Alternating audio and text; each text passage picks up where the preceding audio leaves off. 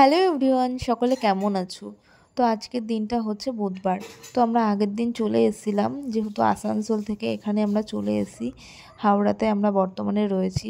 তো এইখানটাতে ঘর পেতে পেতে অনেকটাই লেট হয়ে গেছিলো আমাদের। তারপরে ঘরের জিনিসপত্র সেট করতে আরও বেশি লেট হয়ে গেছিলো। তারপর মিডিলের শরীরটা খারাপ ছিল, যেহেতু এক জায়গা থেকে এক জায়গা ওয়েদার চেঞ্জ, তারপরে সমস্ত জিনিস গোছাগুছি করতে প্রচুর কষ্ট হয়েছিল। তবুও কেন জানি না মনটা ভীষণই খারাপ লাগছিল, কারণ ওই জায়গাটাতে অনেক দিন ছিলাম। আর এটা স্বাভাবিক না, একটা জায়গায় থাকলে একটা টান মায়া হয়ে যায়, সেই জন্য মন মানসিকতা না ঠিক না। তো আমার বোনও আছে আমাদের বাড়িতে, ও পাশেই হচ্ছে চন্দননগর। তাই এখানে সবাই বলছে যে চন্দননগরে খুব সুন্দর নাকি জগদ্ধাত্রী পুজো হয়, আর নাকি আজকে হচ্ছে নবমী। তাই ভাবলাম একটু ঠাকুর দেখতে যাব।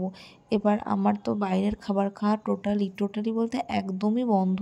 ডক্টরে যেহেতু বারণ করেছে বেশ কিছু কারণের জন্য, সেই জন্য আমি বাইরের খাবার খাওয়া বন্ধ করে দিয়েছি।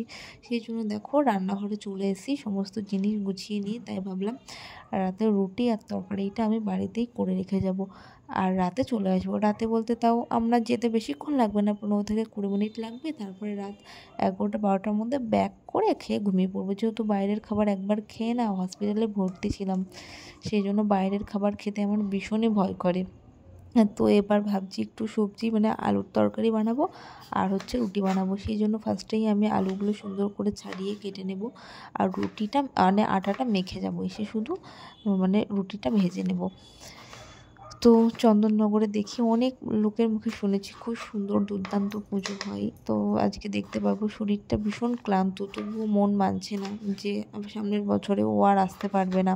আর সামনের বছরে কোথায় থাকবো কি না থাকবো কোনো গ্যারান্টি নেই। সেই জন্য ভাবলাম ঠাকুরটা দেখে আসা যাক।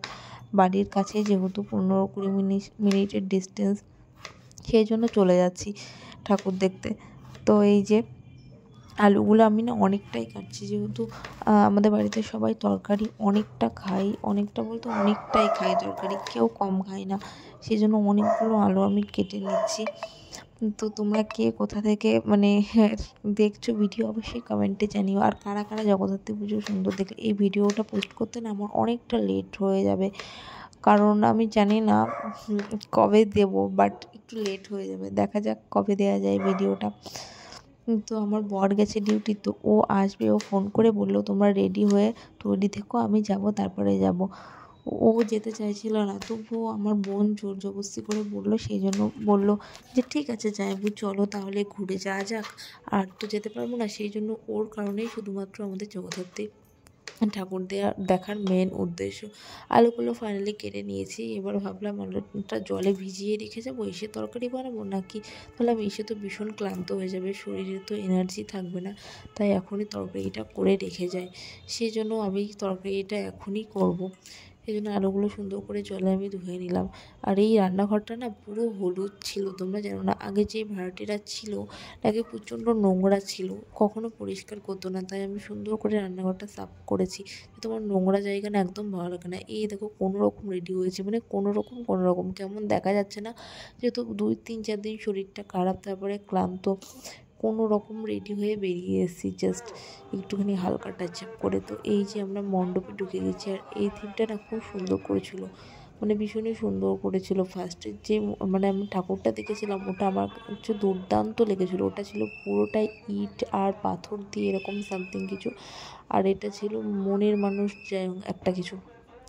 ওটা তো সবথেকে বেশি সুন্দর ছিল।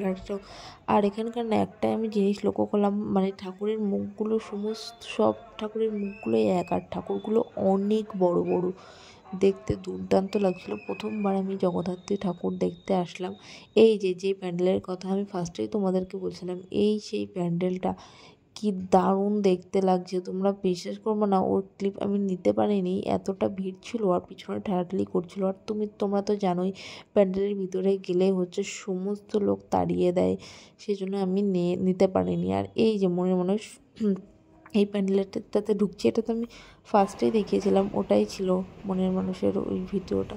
তো অনেক ঠাকুর দেখলাম আর ভীষণ মজা করলাম। তো ফাইনালি বাড়ি যাওয়ার সময় এই যে আমার বোনও ভীষণ ক্লান্ত হয়ে পড়েছে, বাড়ি যাব এখন, প্রায় বাজে 10টা, ট্রেন পুরো ফাঁকা। তো বাই।